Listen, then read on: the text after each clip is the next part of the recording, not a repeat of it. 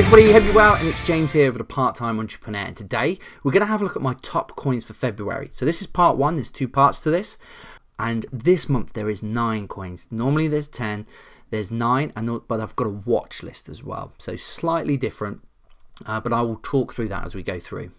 So obviously on the channel, what we're going to do is we're going to review January, so what were the coins that I was investing in, what happened, and what return did that generate. And really I just want to do it because this is not a pump and dump channel. This isn't like, oh, buy these coins and all this bullshit, because I don't need YouTube monies or anything like that to be able to make money.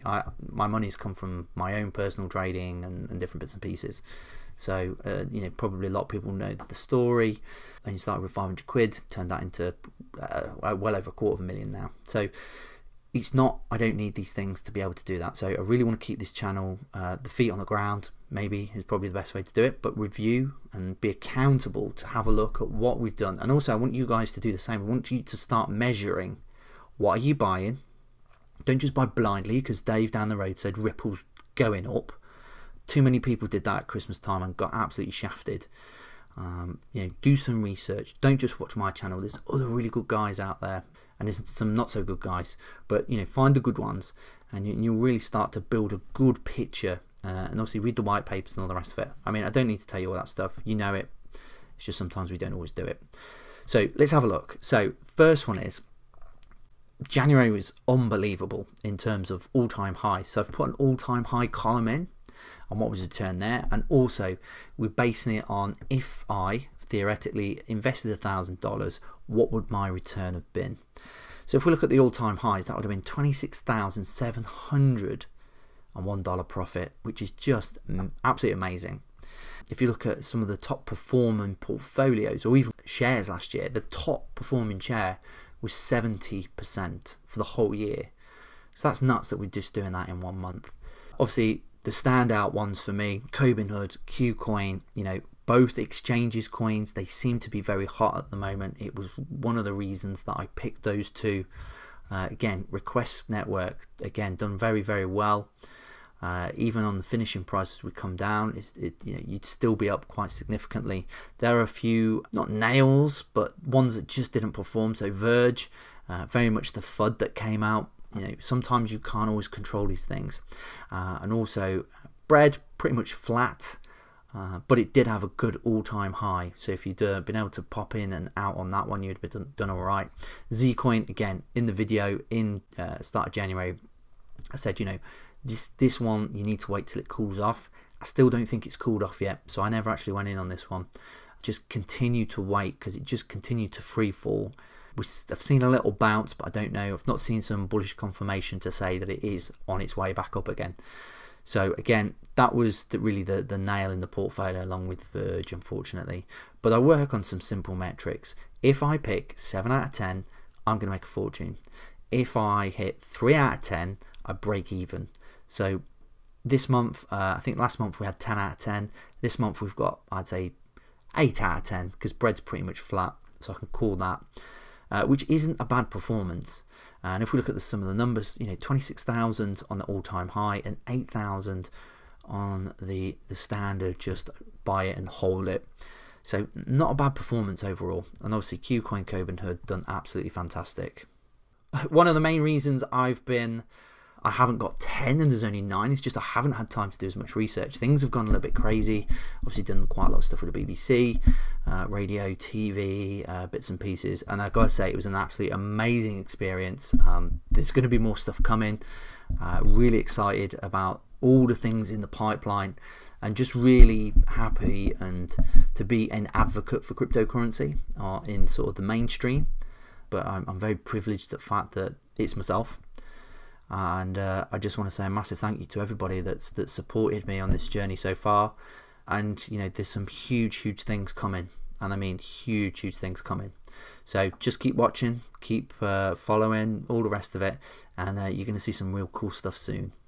So what's on the watch list? So obviously I talked about there's only 9 coins this month. So DNT is going to come in. It was a pick between LA Token and DNT. I think LA Token's probably a more long-term pick.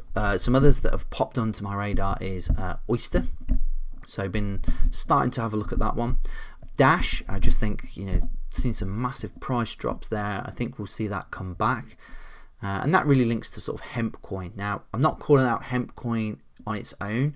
I just think those cannabis related coins, because that whole industry is just sort of taking off, and especially I've been speaking to quite a few people in America, and it seems to be the hot craze at the moment. So I think we'll see we've seen a lot of hot action on it, and the prices have rocketed. They've come down, but I think there'll be a few which will start to really shine through. Which ones? I'd have to do some more research, but I would say this is probably an area maybe to have a look at. And the other one is Railblocks. Obviously, that came out flying in January, and the price is what, $20 or so. So that's doing incredibly well at the moment. So that's on my watch list at the moment too. So number 9 is Sub. Sub is $1.02 at the moment. One of the key things with Sub is that they're really active on social media. They keep people informed, and they keep that news flow constantly running. Now, one of the big things that's coming, and it's about a week, maybe 2, is that there's going to be a new roadmap due. So that's going to be really exciting. So it's like, I don't think there's hype around this project. I just think there's a lot of excitement. I mean, I'm incredibly excited by this project. I just think it's, if most people know, it's in my long-term hold portfolio. And I just think that there is so much mileage in this. Again, they're talking about CryptoPay is going to be built on Sub. Again, check out, they've got a great little 1.5 minute video just explaining CryptoPay, and for me it's hugely undervalued at the moment. It hit the all-time high of $3. In compared to what I value this at, it's way off the mark at the moment. So again, I think a good long-term solid investment, and we might see some early price action in the next week or 2. The next one is Funfair. Again, one of my big picks, around about 1 cent to 1.5 cents, which was in December. Now, Fun is back for a bit more fun, and the reasons are this. They've got the application to the UK Gambling Commission. Now, obviously that's going to take a little bit of a while before we get some results on that, but at the same time it's quite exciting, because if this goes through, I mean, the price on this will explode. Now, there are some people that are privy to information before the you and I's of this world, and we may see some potential price action. So I think it might be about 6 weeks. However, people, the smart money always comes in early, so we may see some nice price action on this one. Again, they've got some good progress on the products, so they're really understanding how they're using the smart contracts with the gambling, and from what the reports that I've seen is that they're making very good progress in terms of getting that to a great place, ready for the launch. And also they've just expanded their team to 38 people, so they are really starting to pull this project together. And again, very exciting, because these guys are looking to go live around about April time, in terms of fully fledged, everything rocking and rolling. And by that time, this 9 cents will be a thing of the past. INS, straight from the set, I had a $7.80 as my first marker, and it absolutely smashed through that. My second marker is $18.64. We'll see how that gets on. It's got about 2-3 months to be able to hit that number, but I think there's a lot of things good happening for INS. So if you don't know much about INS, they're going to compete with the online grocery system that's currently in place, so the people like the Tesco's and the Sainsbury's and the Ocados of this world, where they can offer groceries at a lot cheaper price, which is about 30% off. So huge project. Check out my other videos that I've done on INS. Now, they came out firing all cinders, and they got onto a whole bunch of exchanges straight from the off. So again, they've really just gone everywhere, and they're also going to be going on to Robinhood very soon, if not already on there by this time this video comes out. So why am I bullish on INS? Well, there's a couple of things. First of all, they're close to signing some very big names, and that is going to drive the price big time, because once you get some of the big dogs signed up to this, I mean, there's no looking back on this project. Also, Forbes recognized them as the top retail trend for 2018. So, some very astute and reputable people out there are looking at INS and seeing the potential that it brings to the marketplace, and it really does solve a real life problem and providing a real life solution. And also, the management are in the UK in February. I can't say much more than that.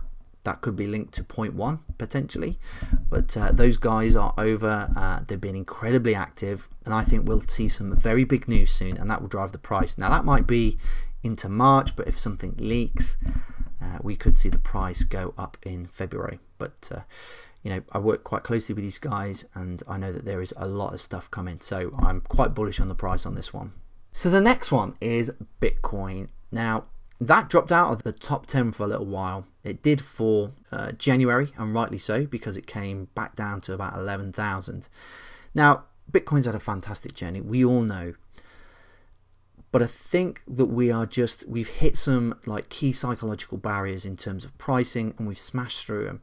And now I've seen a bit of a turn of the tides where we will start to see Bitcoin come back again with a little bit of vengeance in February, especially all the way through to April. I think we'll start to see, as the prices come down, it's quite attractive now to people that maybe were watching on the sidelines when it was 20,000. Because I had a few friends say to me that when it got to 20,000, they were telling me, oh yeah, Bitcoin's safe now. And I was like, is it 20,000? Yeah, but it's bigger in value. And I was thinking, well, that's coming down at some point. So the more value that Bitcoin has, the perception of it is that it's a lot safer. So that's probably a weird thing to sort of view, but that's what people on the outside are saying and viewing it. Obviously, us on the inside, we're saying, whoa, that's a bit much. I'm going to sell off and make some profit.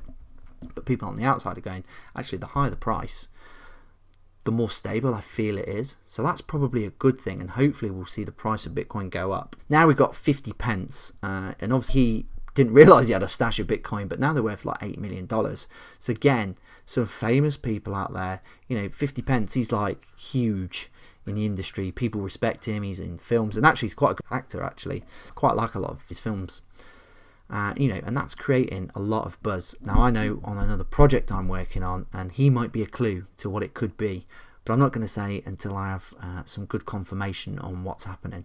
But as we can see, Bitcoin at this moment in time, $11,000, 807, and I think we're going to see some nice little bit of price action towards the end of February, especially the next couple of months. I think we are going to see a significant rise in Bitcoin. If you're new to cryptocurrency and you don't know where to start, then this is a great little program just to get you started.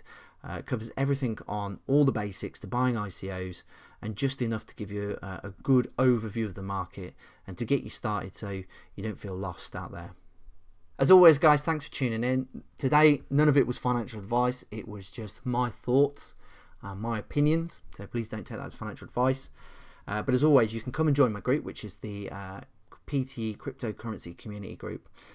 Lots of great things going in there, lots of great people in there as well, which is the main thing. And also, if you're looking for something for resources, then please check out cryptorookies.com as well.